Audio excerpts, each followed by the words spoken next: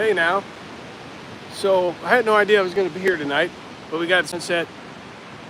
We got the Forerunner. God damn campfire! Look at that. So, what did we do today? Well, let's start with yesterday. So I had plans. Hang on, let's get the AirPods.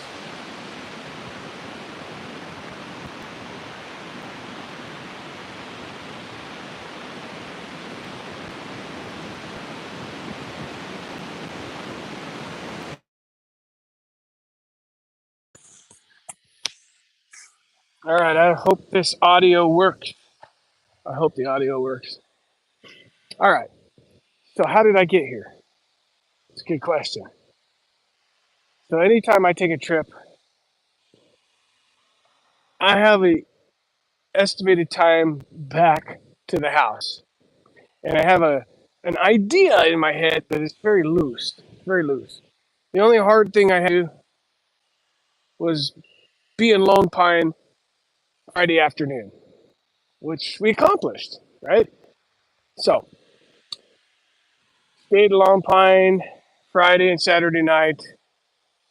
We broke camp Sunday morning about 5 a.m.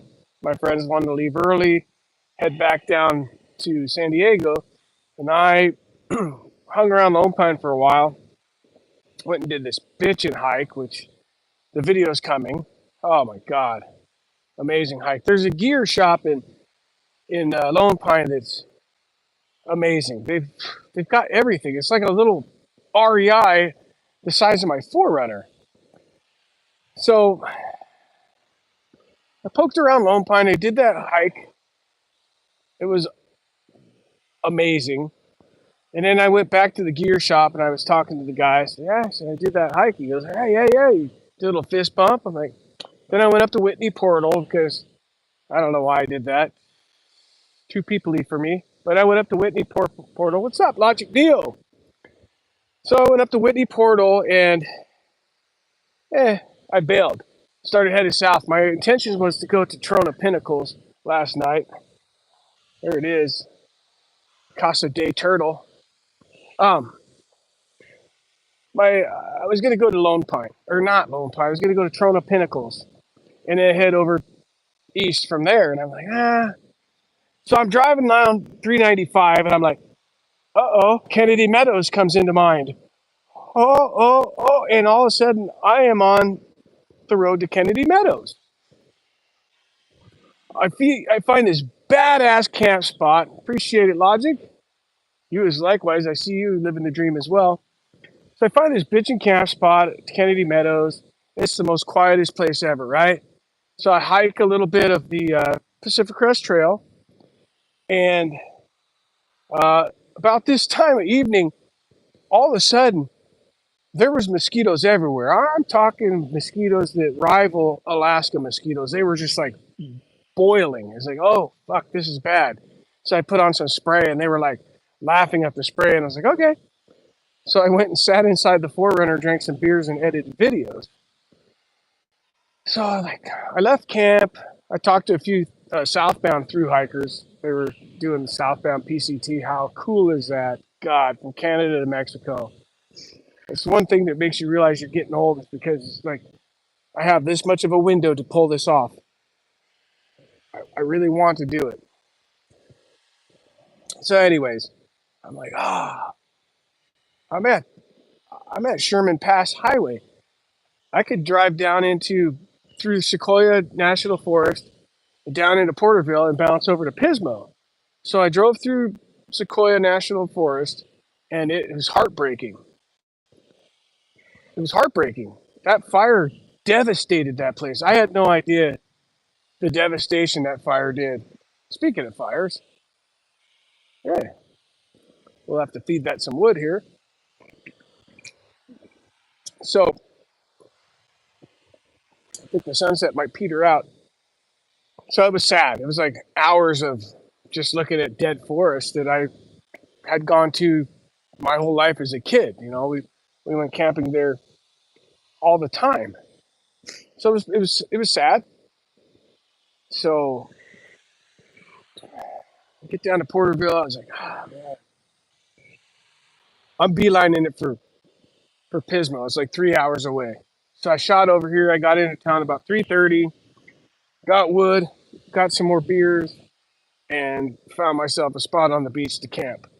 And well, here we are, watching the sunset on this beautiful Monday evening, and thinking, how can I do this full time? By the way, here's a fun fact: it's been baby wipes only since Thursday. I think we're still smelling presentable. I do. I do. There's hikers who were on the PCT for PCP.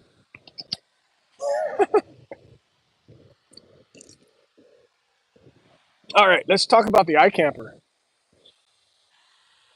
Let's talk about it. I really thought that mattress was going to be amazing. The tent itself is badass. I love it. The tent is amazing. But my piece of shit Tepui that I've had for 11 years has a better mattress and it costs half as much. Of course, the whole tent fell apart around the mattress, but the mattress is still good. And that mattress has actually been used. I don't know. Sup El Fuego! Oh, Notches Trail. My best friend from elementary school lives in Spokane. That fucker's my age and he still runs 50-mile races. He is insane. I'll go out and hike a few miles with 1,000-foot elevation per mile trails, but this maniac does 50-mile races with his kid. No, no, no. My knees say, ain't happening. The old ticker could probably handle it, but the knees are like, oh, no, you can't do it. You did a lot of stupid stuff when you were young. But God, that sunset's... It actually looks better on the camera. What? Oh, wait a minute. This channel's all about legendary shit. I guess we got to move the camera over here so we get this in for the algorithm. Oh yeah, for the algorithm. There we go. Let's focus in on the sunset though. We can't do that. We can't. All right. I guess we can't. Woohoo! Oh, there it is. There it is. Now it's like now YouTube's off. Oh,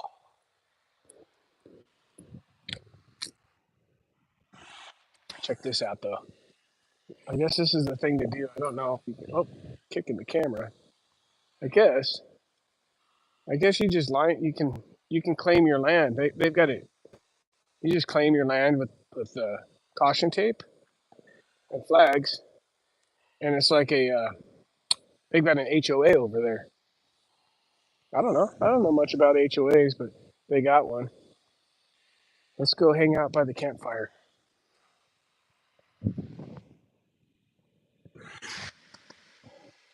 shall we? Let's go hang out by the campfire. Ooh, we got a campfire here. Sunset. There we go. Hell yeah. Oh, I think I'm.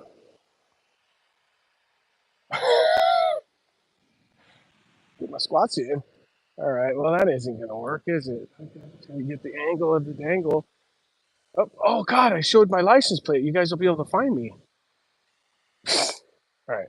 Focusing on the sunset. Okay. There we go. There we go. All right. Beautiful. The colors got it all. It's all in there. Look at that. Well framed. That's a well framed photograph.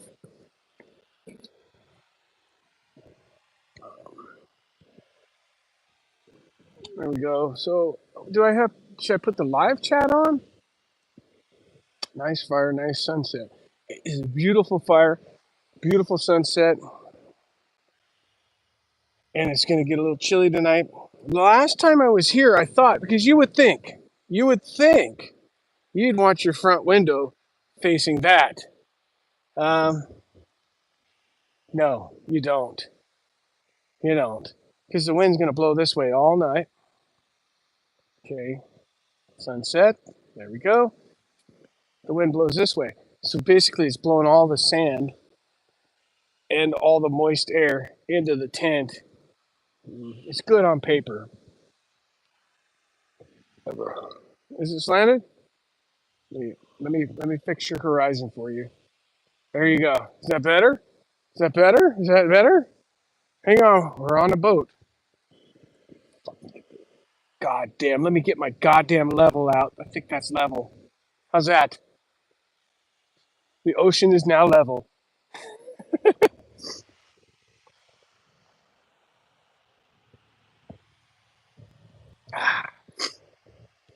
Well, I got 3 people into my life and 1 thumb up. Definitely not up to the trucker's coach standards, that's for sure. That's for sure.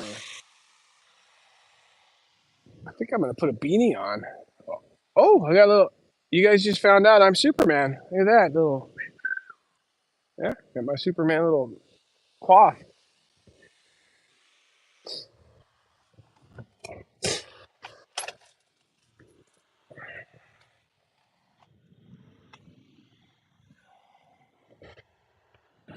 All right.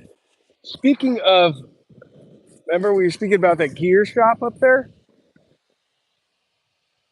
Fuck, I was like, oh my god, you guys got like Toyota colored hat. Let's see. Wait. Dave said, how is the iCamper compared to the ground tents? Worth the price difference? All right, I'm going to address that because this is my second rooftop tent. Hang on. I left my beer over here. So, I really wanted to go back to a ground tent.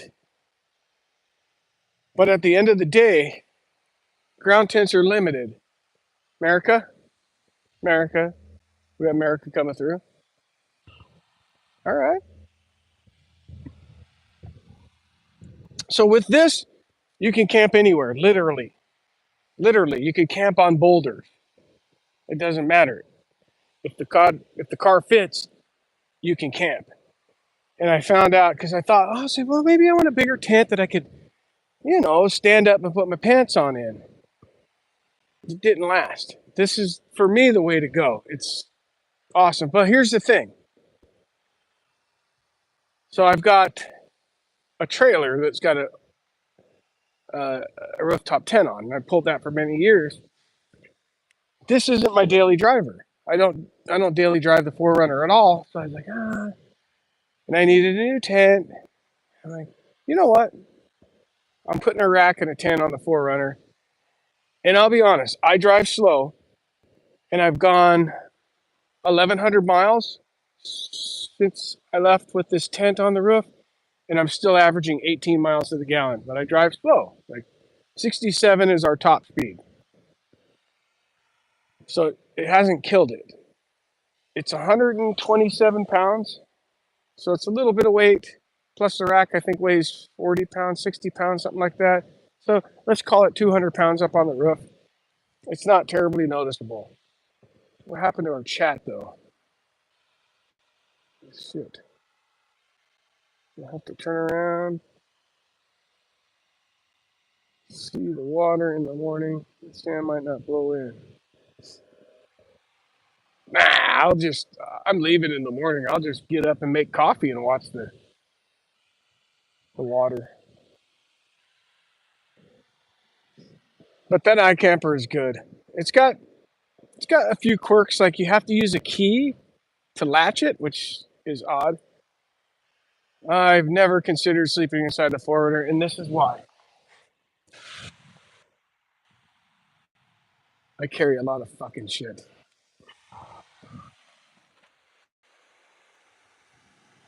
You're just not sleeping in there because I got drawers.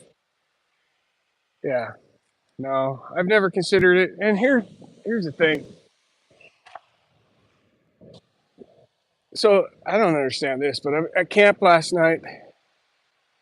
It's like an abandoned campground at the time's forgotten up there in Kennedy Meadows. And so there was a 4Runner in there, and they were sleeping in it, and they had their engine running.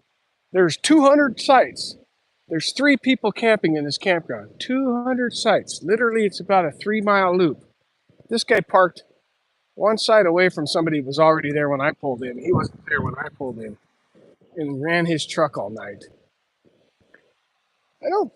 I think you got better insulation with this. Honestly, it's pretty thick walled.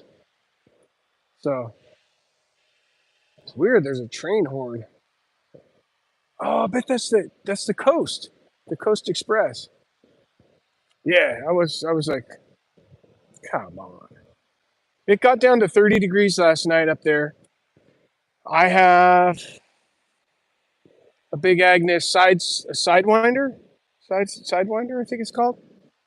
It zips up the front. I never zipped it. I never zipped it. I slept perfectly comfortable in there. These side windows were closed, but the front one was open, and I slept great.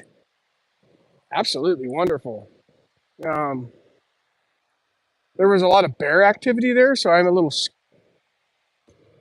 concerned because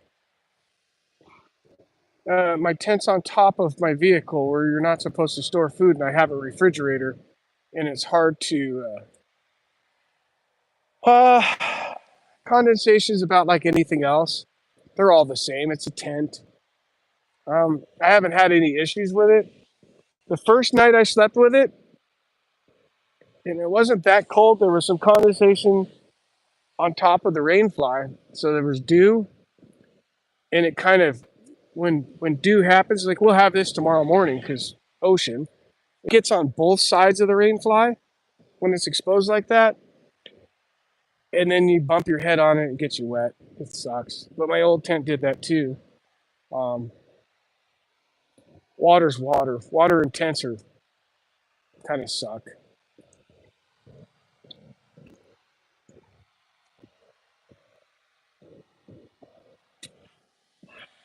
But the ease of setup. I mean, it takes me literally 5 minutes to set this thing up. It really takes me more time to get the ladder where I want it than anything else. Because, well, those telescoping ladders are cool until they're not cool. They don't last. But it is what it is.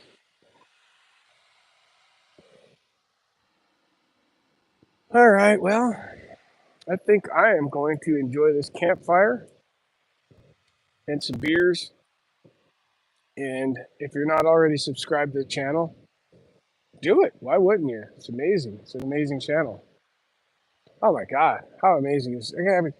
I got a Toyota rainbow hat.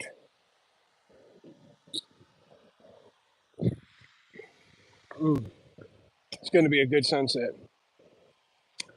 Yeah, usually when I'm explaining stuff, it's just like, what is this guy doing? He just talked himself in a 360-degree circle and he kept going and then he turned right. I know. I know.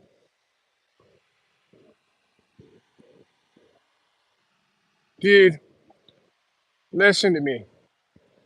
I love the Pro Rack. At the end of the day, it's nothing but a decoration. I hate to say it. There's nothing it can do. I couldn't even get it to carry a bundle. Well, I mean, I threw wood up there, but it's not good. At the end of the day, I was like, screw it. Toyota already made this thing Army green's every color anyway for the Pro Rack.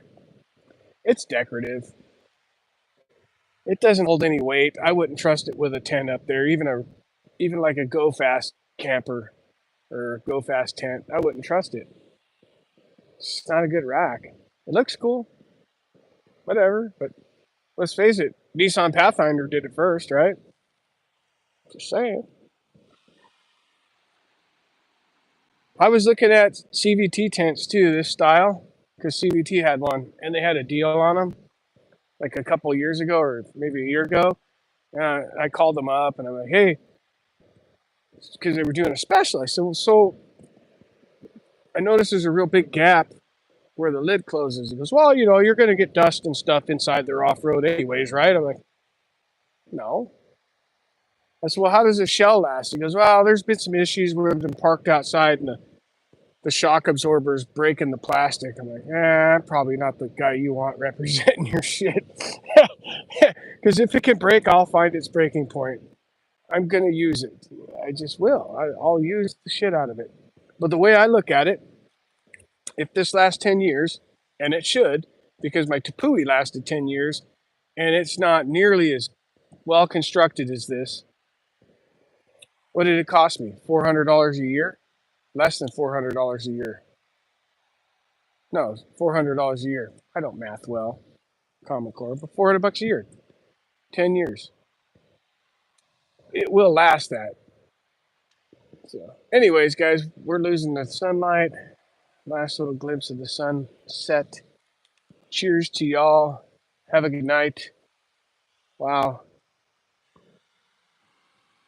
Well, here's the thing. You could justify it if you camp, but if you had it, you probably would camp more. Because it's just like, it's there. I just drive out somewhere and throw down.